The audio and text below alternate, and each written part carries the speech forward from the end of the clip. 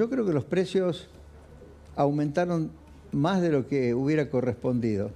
Yo creo que exageraron los aumentos de precios, sobre todo los que son formadores de precios a nivel de las materias primas y de alimentos, y sobre todo los laboratorios. A mí me asombra cómo aumentaron los precios. Yo creo que ahí hizo bien Caputo en hablar con los grandes empresarios y sugerirles que traten de moderar los aumentos de precios. Doctor Cavallo, ¿cómo le va? Buenas noches. Muy bien. Gracias por venir. Un gusto. ¿Cómo estamos con la inflación? ¿Cómo imaginaba el plan de Milei? ¿Cómo lo ve ahora a casi 3 meses? Bueno, yo escribí en diciembre, e inmediatamente después del salto devaluatorio y de la liberación de precios en todos los mercados, que posiblemente tendríamos 2 meses, enero y febrero, de inflación bastante alta, digamos en el orden del 20%, y en realidad en febrero la inflación fue mucho menor, incluso menor que la que parece estar reconociendo el gobierno. Menor a 15, dicen algunos. Dato que tengo del gobierno, el gobierno espera, cruza los dedos, que esté entre el 13 y el 15. Bueno, en los relevamientos de los bienes que se comercializan en los distintos mercados, que hace mi hijo en muchos países del mundo y también en Argentina, está dando 10%. O sea, claro, ahí no incluye algunos precios regulados. Exacto. Seguramente van a agregar algunos puntos. Con lo cual, pero yo creo que es un descenso importante de la inflación. ¿Cuándo se llegaría a un dígito para usted? Bueno, yo había dicho originariamente que esperaba un dígito. En abril. En abril. Y yo creo que ahora a lo mejor, sí, sigo pensando que va a ser en abril. Lo que pasa es que se va a llegar... bueno, marzo es un misterio porque va a incidir mucho el ajuste de las tarifas eléctricas y que creo que ya se ha devengado el aumento desde febrero, pero no sé cómo lo tomará el INDEC, pero se va a reflejar plenamente en marzo. Ahora, le voy a hacer la pregunta que escucho por todas partes, leo. ¿Es sustentable esta baja de la inflación o hay represión de la inflación? No, yo creo que es sustentable por vía de el ajuste fiscal y la menor emisión monetaria que está llevando adelante. Ahora, lo que ocurre es que hay un efecto también de desinflación rápida por la gran recesión que hay en este momento. Y entonces, como el gobierno va a tener que hacer algo para atenuar el efecto recesivo... va a tener que hacer algo, dice usted. Sí, yo creo, bueno, yo sostengo que tendría que animarse a bajar impuestos, porque la eliminación del déficit es importante, pero hay que hacerla sobre la base de reducción de gastos, no de aumento de impuestos. Por ejemplo... Hay 2 impuestos que originalmente estaban en el plan, que para mí son malos impuestos. El impuesto país, que es un sobrearancel, que encarece, por ejemplo, todos los costos de insumos importados, de toda la actividad manufacturera, de toda la economía, y las retenciones, que afortunadamente, por oposición de los gobernadores, no va a estar. Esos 2 impuestos eran una forma, en mi opinión, equivocada de cerrar el déficit fiscal. Ahora, yo quiero aclarar una cosa. Si logran cerrar el déficit primario, eso ya es un logro muy, muy importante, que prácticamente ningún gobierno lo logró así en un periodo tan corto. Más aún si lograran realmente llevar a cero el déficit total, incluyendo los intereses. Pero está bien que se propongan algo muy ambicioso, pero suponiendo que con motivo de que tener que atenuar la recesión y también de evitar que hay sectores importantes de la economía entren a peligrar en su nivel de actividad y posterguen totalmente inversiones, si a lo mejor tienen que eliminar impuestos.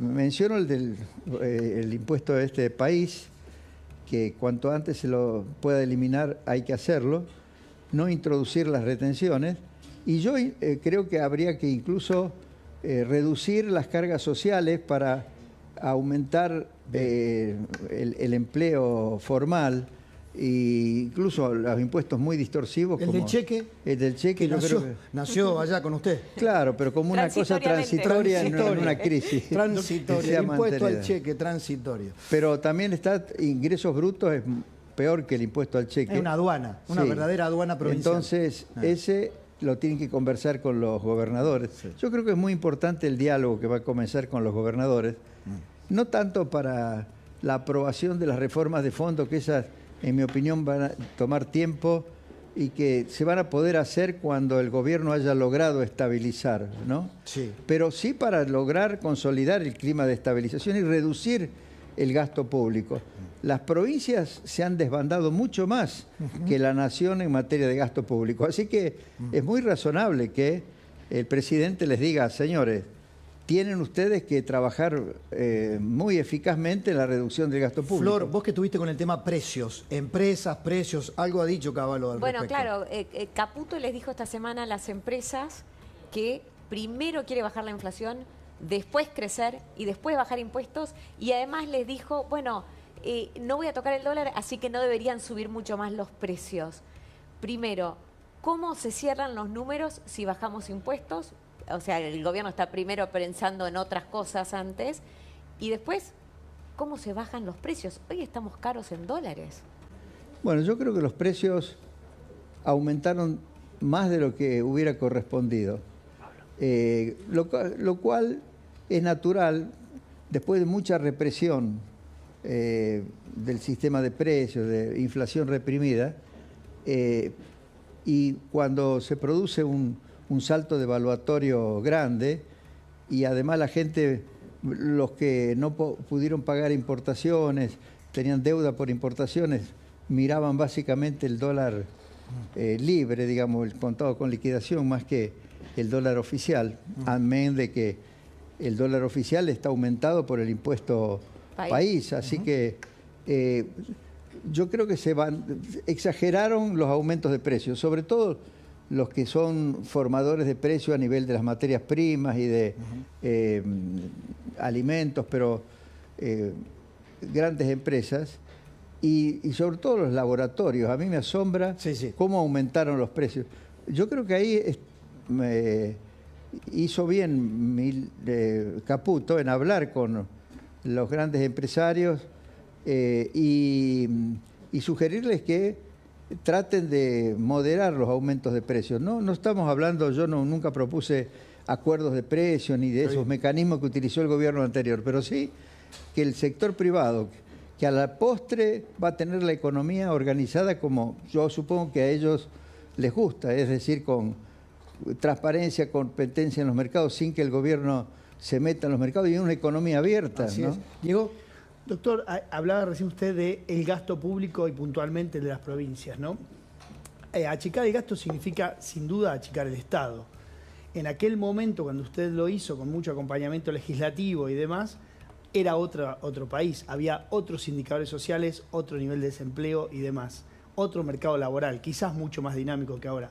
¿Cómo se hace ahora, ¿no?, para achicar el Estado y que la deuda social no se convierta en un impedimento para hacerlo?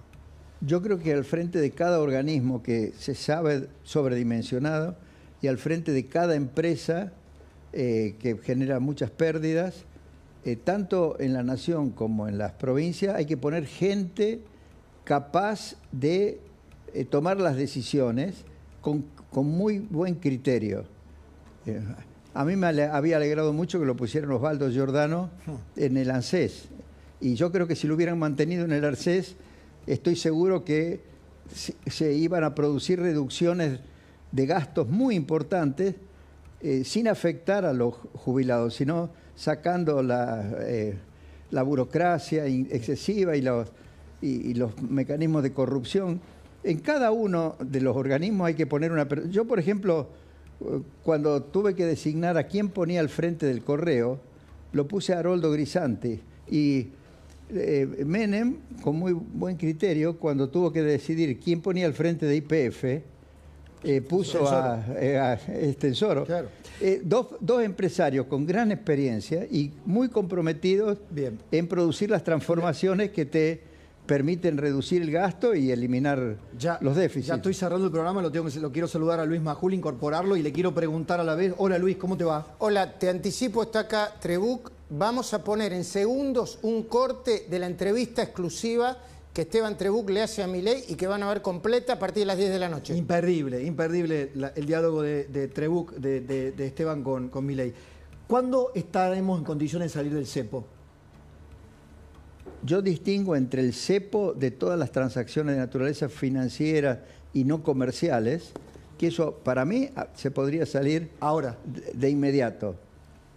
Y luego, entonces ahí realmente se va a saber cuál es el nivel del dólar. Y además se puede empezar a alentar la entrada de dólares, porque las mismas trabas que impiden la salida de dólares, a su vez, desalientan la entrada de dólares. Y ahí se empezaría a conocer la realidad del dólar en un mercado verdaderamente libre. El cepo comercial, eso va a tener que verse en función de cómo va a ser la brecha de un dólar verdaderamente libre con el dólar comercial. Y en la medida en que esa brecha se vaya cerrando, cuando ya estén muy cerca los dos, ahí va a ser el momento de liberalizar. El plazo, nadie puede decirlo de antemano.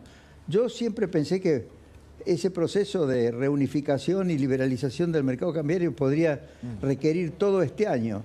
El gobierno le gustaría poder hacerlo antes, ojalá lo pueda hacer antes, pero lo que hay que evitar es un salto cambiario en el interín. Por eso es que yo también hablo de que ajusten en todo caso el ritmo de las mini devaluaciones, pero descarten totalmente el salto cambiario, salvo en el momento en que puedan realmente unificar el mercado cambiario. ¿Competencia de monedas a lo peruano? Así es.